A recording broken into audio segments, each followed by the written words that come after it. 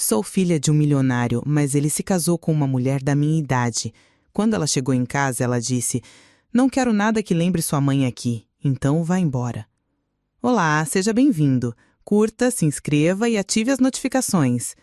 As palavras dela ecoaram pela sala de estar, ricocheteando nos porta-retratos que ainda guardavam o sorriso da minha mãe. "Não quero nada que lembre sua mãe aqui, então vá embora."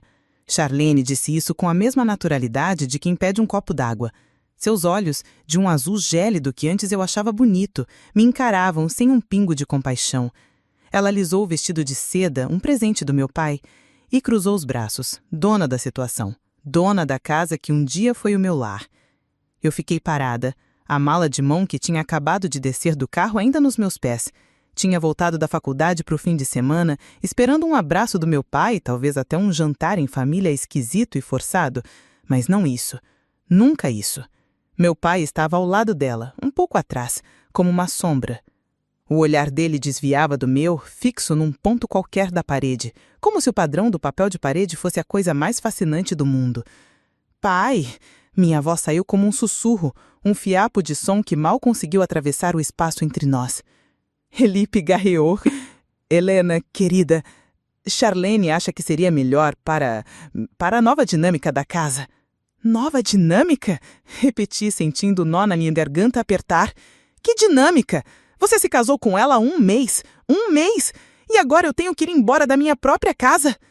Charlene deu um passo à frente, o perfume dela, doce e enjoativo, invadindo meu espaço. "Olha, querida, não torne as coisas mais difíceis. Seu pai e eu estamos começando uma vida nova. Precisamos do nosso espaço. Você já tem 20 anos, não é uma criança. Tá na hora de bater as suas próprias asas." A forma como ela disse "querida" era um insulto, um veneno disfarçado de mel. Eu olhei para o meu pai, buscando qualquer sinal de resistência, qualquer indício de que o homem que me criou ainda estava ali, por baixo daquela fachada de marido submisso. "Pai, por favor!" eu implorei, as lágrimas começando a queimar nos meus olhos. "Nós vamos te ajudar, claro", disse ele, finalmente me olhando, mas seu olhar era fraco, derrotado. "Vou depositar um dinheiro na sua conta. Você pode ficar num hotel por uns dias até achar um apartamento." Um hotel. Um apartamento. Ele falava como se estivesse resolvendo um problema de logística, não como se estivesse expulsando a própria filha. A filha da mulher que ele amou por mais de 25 anos. A mulher cujas fotos Charlene queria apagar da existência. "Eu não quero seu dinheiro", cuspi as palavras, o choque inicial dando lugar a uma raiva quente e pulsante. "Você não teve o direito", sussurrei, mais para mim mesma do que para eles. Virei as costas sem conseguir mais olhar para a cara dos dois. Subi as escadas correndo, os degraus de mármore parecendo frios e estranhos sobre meus pés. Cada passo era uma martelada no peito. Entrei no meu quarto e o ar pareceu fugir dos meus pulmões. Estava tudo como eu havia deixado. Meus livros na prateleira, minhas fotos com amigos na cortiça, a colcha que a minha mãe e eu escolhemos juntas. Era o meu santuário, e eu estava sendo expulsa dele. Abri o guarda-roupa e comecei a arrancar as roupas dos cabides, jogando de qualquer jeito em cima da mesa. Peguei 2 malas grandes no fundo do armário e comecei a enfiar tudo dentro, sem dobrar, sem cuidado. Eu só queria sair dali. Cada objeto que eu tocava trazia uma lembrança, uma pontada de dor. O urso de pelúcia que meu pai me deu quando fiz 5 anos, o primeiro livro que minha mãe me leu, eu não podia levar tudo. Eu não tinha para onde levar tudo. Meus soluços eram o único som no quarto. Eu me sentia pequena, desamparada. Como meu pai pôde permitir isso? Como ele pôde trocar a memória da minha mãe, a própria filha, por aquela mulher que tinha minha idade e um sorriso falso no rosto? Depois de quase 1 hora, as 2 malas estavam abarrotadas. Deixei muita coisa para trás. Coisas que doíam demais para tocar. Coisas que eu não tinha força para encaixotar. Com o rosto inchado e os olhos vermelhos, arrastei as malas para fora do quarto. Ao passar pelo corredor, vi a porta do antigo quarto dos meus pais aberta. Charlene estava lá dentro, dirigindo 2 homens que retiravam a cama de casal, a cama onde meus pais dormiram por tantos anos. "Cuidado com a parede!" ela ordenou, e depois me viu. Um sorriso vitorioso, quase imperceptível, curvou seus lábios. Ela não disse nada. Não precisava. O recado estava dado. A era da minha mãe havia acabado. A era dela estava começando. Desci as escadas devagar, o peso das malas parecendo o peso do mundo nas minhas costas. Meu pai estava na sala, no mesmo lugar, olhando pela janela. Pronto, minha voz saiu rouca. Ele se virou. Havia dor nos olhos dele, eu podia ver. Mas havia também uma fraqueza que eu nunca tinha visto antes. Era a fraqueza de um homem que sabia que estava fazendo a coisa errada, mas não tinha coragem para fazer a coisa certa. Helena, Ele começou, mas não conseguiu terminar. Não diga nada, pai. Por favor. Só não diga nada. O silêncio que se seguiu foi pesado, carregado de tudo que não foi dito. De anos de amor e de uma traição que aconteceu em questão de semanas. José Roberto, o motorista do meu pai, um homem que me viu crescer e que era mais um amigo do que um empregado, apareceu na porta. Seus olhos gentis encontraram os meus e eu vi pena neles. Ele não disse uma palavra. Apenas pegou minhas malas com uma delicadeza que contrastava com a brutalidade da situação e as levou para o carro. Eu o segui. Não olhei para trás. Se eu olhasse, talvez desmoronasse ali mesmo no tapete persa que minha mãe tanto amava. Ao chegar à porta, a voz do meu pai me alcançou uma última vez. Eu te amo, filha. As palavras flutuaram no ar, vazias, sem peso. Eu parei, com a mão na maçaneta, mas não me virei. Como ele podia dizer que me amava enquanto me jogava para fora de casa a pedido da sua nova esposa? O amor não era aquilo. Não podia ser. Entrei no carro. José Roberto fechou a porta para mim e sentou-se ao volante. Ele me olhou pelo espelho retrovisor. Para onde, menina Helena? A pergunta simples me atingiu com força de um soco. Para onde? Eu não tinha para onde ir. Meus avós já haviam falecido. A única tia que eu tinha morava em outro estado. Minhas amigas moravam com os pais ou em dormitórios apertados da faculdade. Eu estava completamente sozinha. As lágrimas voltaram, silenciosas dessa vez. Eu apenas balancei a cabeça, incapaz de responder. Ele entendeu.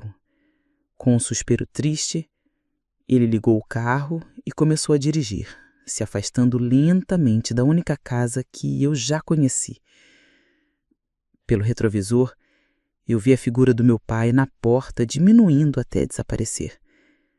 Ao lado dele, quase como um troféu, estava Charlene, com seus cabelos louros brilhando sob a luz do fim de tarde.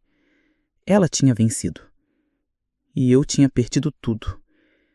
Naquele momento, sentada no banco de trás do carro de luxo do meu pai, me sentindo mais pobre e desamparada do que nunca, uma semente foi plantada no meu coração. Não era só dor, era raiva e uma promessa silenciosa de que aquilo não ficaria assim. As semanas seguintes foram um borrão de noites mal dormidas e dias ansiosos. O dinheiro que meu pai depositou, uma quantia que para ele era um trocado, parecia uma fortuna e uma ofensa ao mesmo tempo. Era o preço do meu exílio. Aluguei um pequeno apartamento mobiliado no centro. Um lugar impessoal, com paredes finas e cheiro de desinfetante. Todas as noites, eu me encolhia na cama estranha e o silêncio do lugar era tão alto que chegava a doer. O silêncio me lembrava da vida que eu tinha perdido, dos sons familiares da minha casa, do ranger da escada, do tic-tac do relógio antigo na sala. Agora, eu só tinha o barulho do trânsito e as vozes dos vizinhos que eu não conhecia. Tentei focar na faculdade, mergulhei nos livros como se eles fossem uma boia salva-vidas, mas minha mente vagava. Nas aulas, eu rabiscava o nome da minha mãe nos cadernos. No refeitório, eu via a Paz visitando seus filhos e sentia uma pontada de inveja tão forte que me deixava sem ar. Meu pai não ligou, nenhuma mensagem, nenhuma chamada. Era como se, ao fechar a porta daquela casa, ele também tivesse fechado a porta do coração para mim.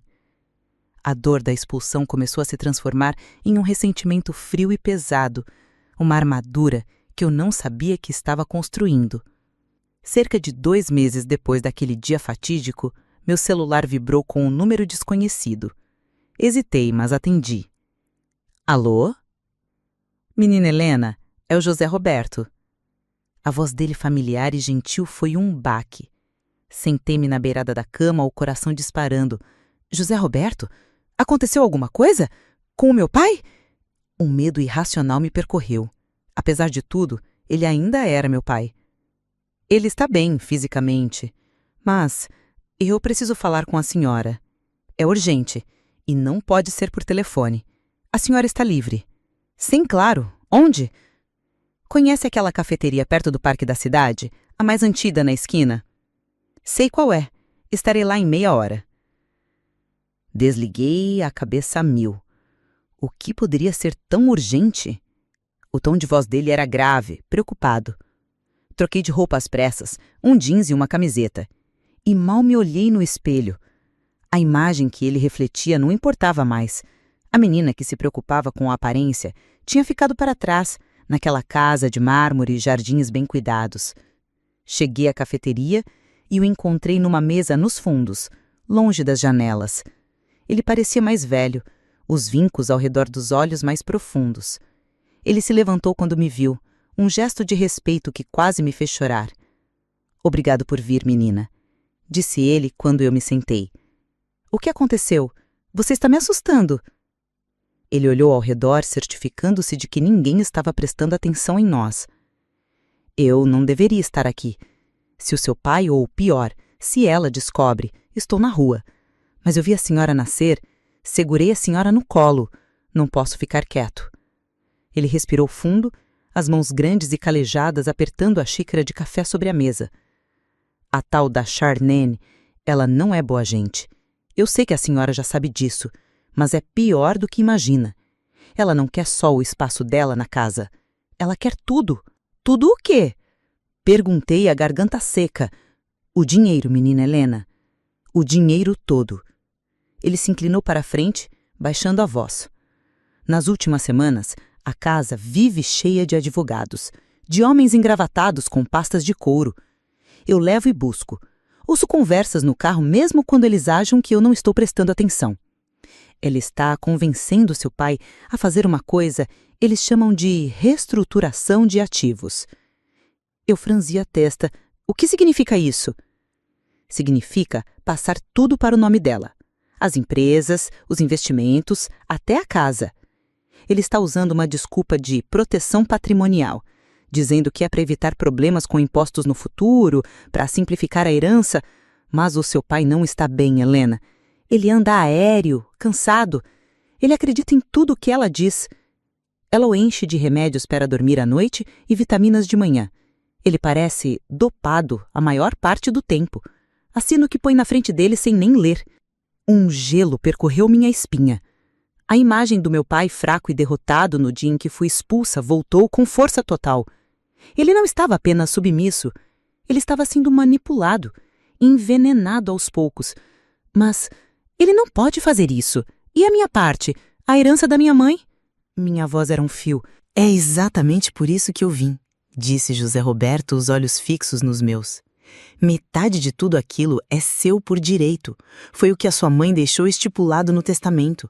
Mas a Charlene descobriu uma brecha. Se o seu pai transferir os bens em vida, como se fossem investimentos ou vendas para as empresas de fachada que ela está criando, o testamento da sua mãe perde o valor. Quando seu pai se for, não vai sobrar nada para ser dividido. Vai ser tudo dela. Legalmente. Fiquei em silêncio, absorvendo o golpe. Não era só sobre mim. Era sobre apagar o legado da minha mãe. O trabalho de uma vida inteira, o patrimônio que ela construiu ao lado do meu pai.